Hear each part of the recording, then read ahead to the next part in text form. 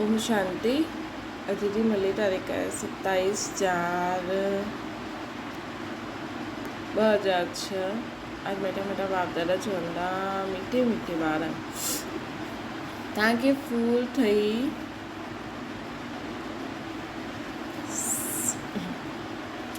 फूल ठही सभिनि खे सुख ॾियणो आहे। फूल ॿार मुख सां रतन ई कढंदा। फूल ठाहिण वारे ॿार प्रति भॻवान जी कहिड़ी अहिड़ी शिक्षा आहे जंहिंसां उहा सदा ख़ुशबूदार ठही वेंदी। उतरा ई मुंहिंजा फूल ॿार, तव्हां पंहिंजे अंदरि ॾिसो कि मुंहिंजे अंदरि कोई आसरी अवगुण रूपी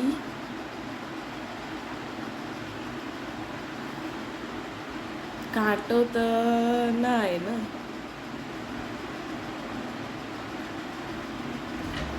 अगरि कोई कांटो हूंदो त जीअं ॿिए में अवगुण सां नफ़रत ईंदी आहे, वैसे पंहिंजे अवगुणनि सां बि आसरी अवगुण सां बि नफ़रत करो त कांटो निकिरी वेंदो। पंहिंजे खे ॾिसंदा रहो, मनसा वाचा कर्मणा। अहिड़ो कोई कर्म त न थींदो आहे न जंहिंजो दंड भोगणो पए। ओम शांति। रूहानी ॿार प्रति रूहानी बाप वेही सम्झाईंदा आहिनि। हिन समय ये रावण राज्य थियण जे कारण मनुष्य सभु देह अभिमानी आहिनि। हिन करे उन्हनि खे जंगल जो कांटो चइबो आहे। ये केरु सम्झाईंदो आहे? बेहद जो बाबा, जो हाणे कांटनि खे फूल ठाहिनि था। किथे किथे माया अहिड़ी आहे जो फूल ठाहींदे ठाहींदे फट सां पोइ कांटो ठाहे ॾींदी आहे। इनखे चइबो ई आहे कांटनि जो जंगल। इन में अनेक प्रकार जा जानवर मिसल मनुष्य रहंदा आहिनि। हे मनुष्य परंतु हिकु ॿ में जानवर मिसल लड़ंदा रहंदा आहिनि। घर घर में झगड़ो लॻल आहे। विषय सागर में ई सभु पिया आहिनि। ही सॼी दुनिया वॾी भारी विषय सागर आहे जंहिंमें मनुष्य गोता खाईंदा रहंदा आहिनि। इनखे पतित भ्रष्टाचारी दुनिया चइबो आहे। हाणे तव्हां कांटनि सां फूल ठहो था। बाप खे भॻवान बि चइबो आहे। बाप बि सम्झाईंदा आहिनि। गीता में आहे ज्ञान जी ॻाल्हियूं। पोइ मनुष्य जी चलन कहिड़ी आहे पोइ भागवत में वर्णन आहे। छा ॻाल्हियूं लिखी छॾियूं अथनि। सत्युग में त ईअं थोरी चईंदा आहिनि। सत्युग त आहे ई फूलनि जो बगीचो। हाणे तव्हां फूल ठहो था। फूल ठही करे पोइ कांटा ठही वेंदा आहियो। अॼु वॾो सुठो हलंदा आहियो, पोइ माया जी तूफ़ान अची वेंदा आहिनि। वेठे वेठे माया छा हाल करे वेंदी। बाबा चईंदा रहंदा आहिनि असां तव्हांखे विश्व जो मालिक ठातो। भारतवासियुनि खे चईंदा आहिनि तव्हां विश्व जा मालिक हुयो। कल्ह जी त ॻाल्हि आहे, लक्ष्मी नारायण जो राज्य हुयो। हीरे जवाहरात जा महल हुया। हुनखे चईंदा आहिनि गार्डन ऑफ अल्लाह। जंगल हिते आहे, पोइ बगीचो बि हिते ई हूंदो न। भारत स्वर्ग हुयो, उन्हनि में फूल ई फूल हुया। बाप ई फूलनि जो बगीचो ठाहींदा आहिनि। फूल ठहींदे ठहींदे पोइ संग दोष में अची करे ख़राब थी वेंदा आहिनि। बसि बाबा असां त शादी कंदासीं। माया जो भपको ॾिसंदा आहिनि। हिते त बिल्कुलु शांती आहे। इहा दुनिया सॼी जंगल आहे न। जंगल खे ज़रूरु आग लॻंदी त जंगल में रहण वारा बि ख़तमु थी वेंदा। हुते उहा ई आग लॻणी आहे जो 5000 वर्ष पहिरियों लॻी हुई, जंहिंजो नाम महाभारत लड़ाई रखियो आहे। एटॉमिक बॉम्ब्स जी लड़ाई त पहिरियों यादवनि जी ई लॻंदी आहे। उहो बि गायन आहे न।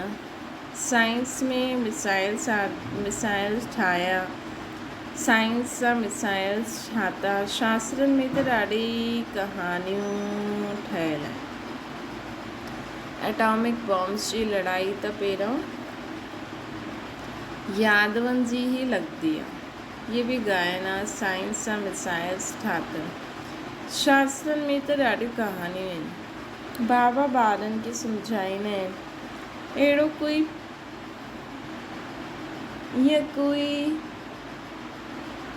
पेट सां थोरी मूसल आदि निकिरी सघंदा आहिनि। हाणे तव्हां ॾिसंदा आहियो साइंस द्वारा केतिरा बॉम्ब्स आदि ठाता आहिनि। सिर्फ़ु 2 बॉम्ब्स ई लॻाया त केतिरो शहर ख़तमु थी वियो, केतिरा आदमी मरिया, लाखों मरी विया हूंदा न। हाणे हिन एतिरे वॾे जंगल में करोड़ मनुष्य रहंदा आहिनि, इन्हनि खे आग लॻणी आहे। शिव बाबा सम्झाईंदा आहिनि, बाप त पोइ बि रहमदिल आहे न, बाबा खे त सभिनि जो कल्याण करिणो आहे, पोइ बि वेंदा किथे, ॾिसंदा बराबरि आग लॻंदी आहे त पोइ बि बाप जी शरण ई वठंदा। बाप आहिनि ई सर्व जो सदगति दाता,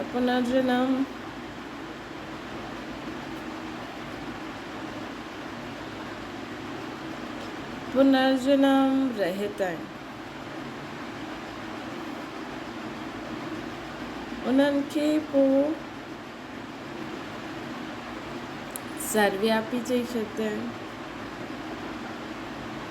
हाणे त संगम युगी आयो, तव्हांजी बुद्धि में सॼो ज्ञान आहे, मित्र संबंधी आदि सां बि तोड़ निभाइणो आहे न। उन में आसुरी गुण, तव्हां में दैवी गुण, तव्हांजे कम ॿियनि खे बि इहे ई सिखलाइनि। मंत्र ॾींदा रहो, प्रदर्शनी द्वारा तव्हां केतिरो सम्झाईंदा आहियो। भारतवासियुनि जा 84 जन्म पूरा थी विया। हाणे बाबा आहिनि मनुष्य खां देवता ठाहिण, अर्थात नरकवासी मनुष्य खां स्वर्गवासी ठाहींदा आहिनि। देवता स्वर्ग में रहंदा हुया, हाणे पंहिंजे खे आसुरी गुण सां नफ़रत ईंदी आहे। पंहिंजे खे ॾिसो, असां दैवी गुण वारा ठहिया आहियूं, असां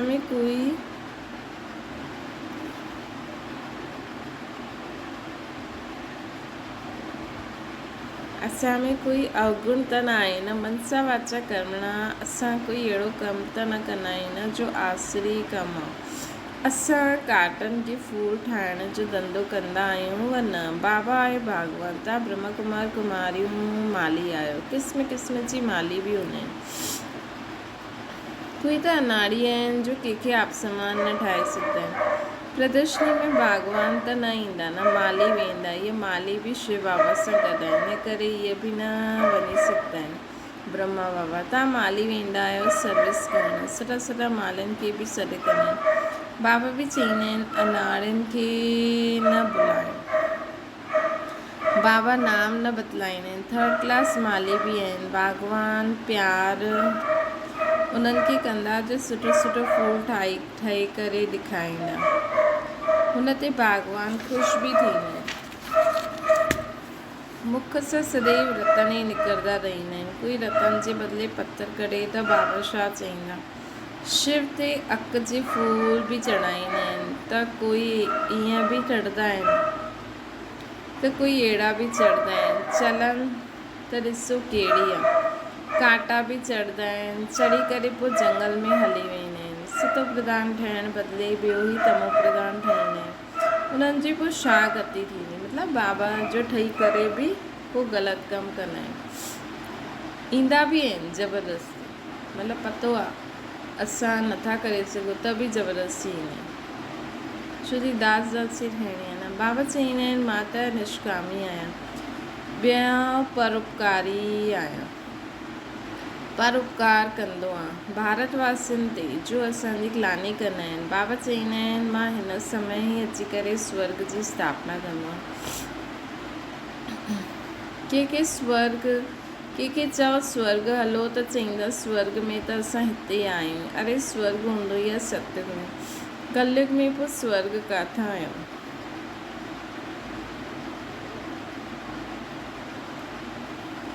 कलयुग खे चइबो या नर्क, पुराणी दुनिया है न।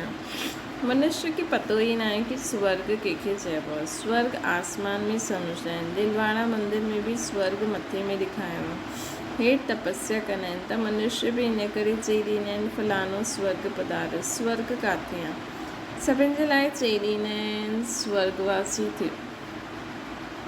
इहा आहे ही विषय सागर, खीर सागर विष्णुपुरी खे चइबो आहे। उन्हनि पोइ पूजा जे लाइ हिकु वॾो तालाब ठातो, हुन में विष्णु खे विहारियो आहे।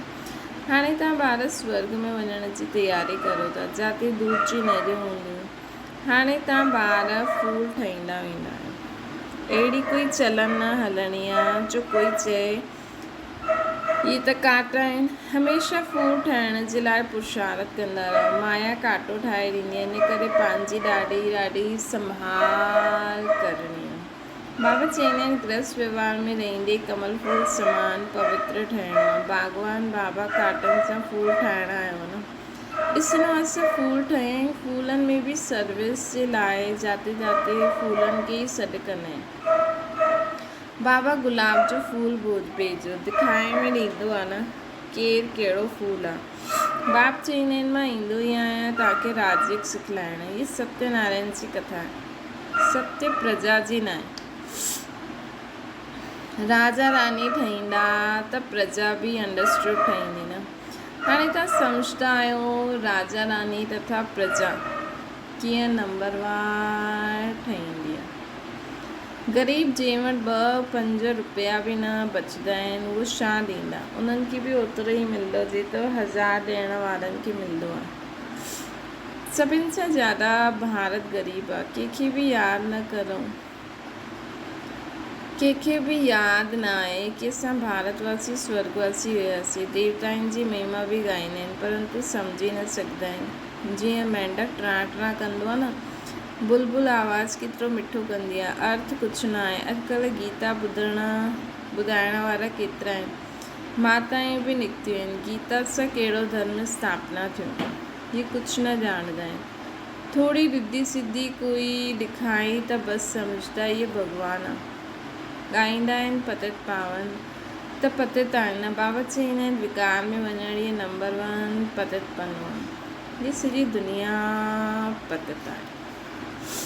सभु पुकारंदा आहिनि हे पतित पावन अचो। हाणे उन्हनि खे अचिणो आहे, उहो गंगा सनानु करण सां पावन ठहिणो आहे। बाबा खे मनुष्य खां देवता ठाहिण लाइ केतिरी महिनत करणी पवंदी। बाबा चवंदा आहिनि मूंखे यादि करो त तव्हां काटनि खां फूल ठही वेंदा। मूंसां कॾहिं पथर न कढणो, फूल ठहो। हीअ पढ़ाई आहे न, हलंदे हलंदे गृहचारी वेही रहंदी आहे त फेल थी वेंदा आहिनि। होपफुल सां होपलेस थी वेंदा आहिनि। पोइ चवंदा आहिनि असां बाबा वटि वञो। इंद्र जी सभा में गंदा थोरी अची सघंदा आहिनि। हीअ इंद्र जी सभा आहे, ब्रह्मणी जो वठी ईंदी आहे, उन ते बि ॾाढी जवाबदारी आहे। विकान में वियो त ब्रह्मणी ते बि बोझ पवंदो, इन करे संभाले करे कंहिंखे वठी अचिणो आहे। अॻियां हली तव्हां ॾिसंदा साधु संत आदि सभु क्यू में खड़ा थी वेंदा। भीष्म पितामह आदि जो बि नाम आहे न।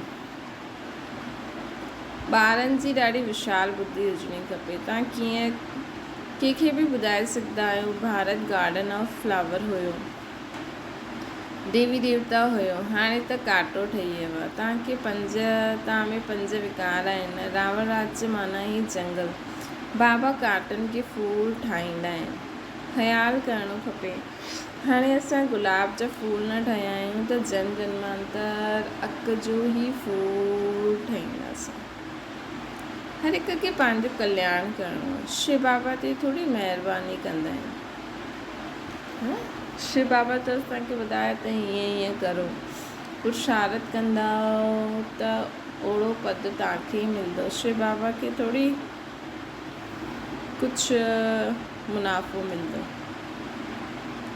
महिरबानी त तव्हां पंहिंजे ते ख़ुदि ई करणी आहे। हाणे श्रीमत ते हलणो आहे। बगीचे में कोई वेंदो त ख़ुशबूदार फूलनि खे ई ॾिसंदो न, अक खे थोरी ॾिसंदो। फ्लावर शो हूंदो आहे न, इहे बि फ्लावर शो आहे। वॾो भारी इनाम मिलंदो आहे। ॾाढो फर्स्ट क्लास फूल ठहिणो आहे। मिठी चलन खपे, है न। ॾाढी असांजी मिठी चलन खपे।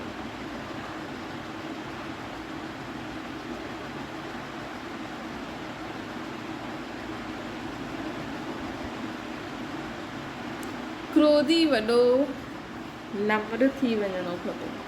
असां श्रीमत ते पवित्र ठही पवित्र दुनिया स्वर्ग जो मालिक ठहिण आया आहियूं। युक्तियूं त ॾाढी हूंदियूं आहिनि। माताउनि में त्रिया चरित्र ॾाढा हूंदा आहिनि। चतुराई सां पवित्रता में रहण जे लाइ पुरुषार्थ करिणो आहे। तव्हां चई सघंदा आहियो कि भॻवान वाच्य काम शत्रु पवित्र ठहो त सतो प्रधान थी वियो। तव्हां उन्हनि खे चई सघंदा आहियो। स्त्रियुनि खे बाबा चवंदा न, स्त्रियूं ॾाढी चतुर हूंदियूं आहिनि न ॻाल्हियूं ठाहिण में, त बाबा चवंदा तव्हां उन्हनि खे चओ भॻवान वाच्य काम शत्रु पवित्र ठहो त सतो प्रधान थी वियो।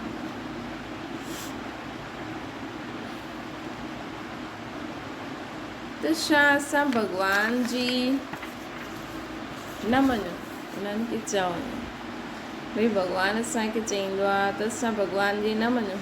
युक्ति सां पंहिंजे खे बचाइणो खपे। विश्व जो मालिक ठहिण लाइ थोरो सहन कयो त छा थियो? पंहिंजे लाइ ई कंदा आहियो न, उहे राजे जे लाइ लड़ंदा आहिनि, तव्हां पंहिंजे लाइ सभु कुझु कंदा आहियो। पुरुषार्थ करिणो खपे। बाबा खे भुलिजी वञण सां ई किरंदा आहिनि। कुझु शर्म ईंदी आहे, हाणे असां देवता कीअं ठहींदासीं? अच्छा, मीठे मीठे सिके लटे ॿारनि खे ती माता पिता बाप दादा जो यादि प्यार ऐं गुड मॉर्निंग। रूहानी बाप जी सभिनि रूहानी ॿारनि खे नमस्ते। असांजी बि रूहानी माता पिता बाप दादा खे यादि प्यार गुड मॉर्निंग ऐं नमस्ते। धारणा जे लाइ मुख्य सां माया जी ग्रहचारी सां बचण लाइ मुख सां सदैव ज्ञान रत्न कढणा। संग दोष सां पंहिंजी संभाल रखणी। माया जी ग्रहचारी सां बचण लाइ मुख सां सदैव ज्ञान रत्न ई कढणा आहिनि। संग दोष सां पंहिंजी संभाल करणी।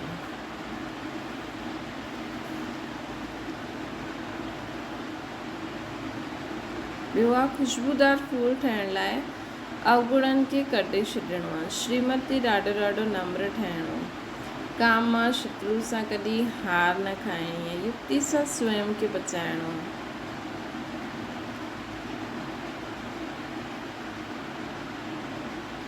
वरदाना शक्तियुनि खे करामात जे बजाय कर्तव्य सम्झी करे प्रयोग करण वारा पूजन व गायन योग्य ठहनि।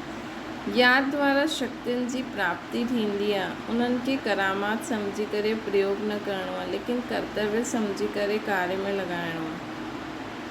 मतलब उन्हनि सां कोई हीअं न कि ॾिस मूं में एॾी शक्ति आहे, मां करे थो ॾेखारियां, लेकिन असांखे उन्हनि खे यूज़ करे स्वयं जो ॿियनि जो भलो करिणो आहे। उन मनुष्यनि वटि रिधी सिधी जी करामात हूंदी आहे, लेकिन तव्हां वटि श्रीमत आहे। श्रीमत सां शक्ति ज़रूरु ईंदी आहे। हिन करे संकल्प सां कर्तव्य सिद्ध थींदो आहे। संकल्प सां कंहिंखे कार्य जी प्रेरणा ॾेई सघंदा आहियूं। इहे बि शक्ति आहे न। त कॾहिं कॾहिं कोई आहे न असांखे रॉन्ग बाबा जी शक्ति खे आहे न कोई रॉन्ग रीति बि यूज़ करे सघंदो आहे। कोई बाबा जी शक्ति खे यूज़ करे तव्हांखे उल्टा सुल्टा संकल्प बि मोकिले सघंदो। लेकिन तव्हां वटि अगरि बाबा जो ज्ञान हूंदो, परखण जी शक्ति हूंदी, सम्झ हूंदी, त तव्हां परखे वठंदव, उन्हनि ते ध्यानु न ॾींदव। श्रीमत सां शक्तियूं ज़रूरु ईंदियूं आहिनि। इन करे संकल्प सां कर्तव्य सिद्ध थींदा आहिनि। संकल्प सां कंहिंजो कंहिंखे कार्य जी प्रेरणा ॾेई सघंदा आहियो। इहा बि शक्ति आहे न। लेकिन श्रीमत में सभु हाणे पंहिंजी मनमत मिक्स न थिए, तॾहिं गायन ऐं पूजन योग्य ठहींदो।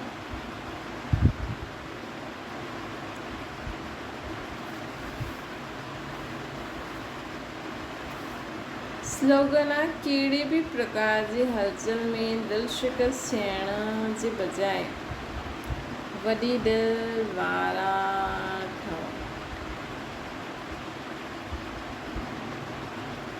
कहिड़े बि प्रकार जी हलचल में दिलि शिकस्त थियण जे बजाय वॾी दिलि वारा ठहो।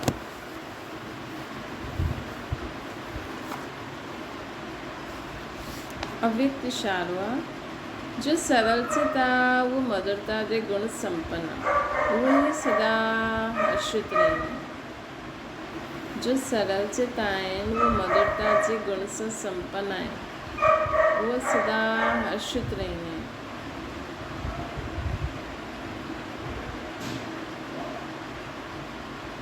हर्षित आयन तो सभिन खे आकर्षित कने। हर्षित जो अर्थ या अतीन्द्रिय सुख में झूम।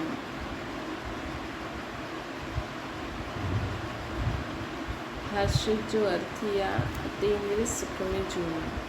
ज्ञान जो सिमरन कना अव्यक्त स्थिति जो अनुभव कंदे अतीन्द्रिय सुख में झूमण इनके चइबो आहे हर्षित।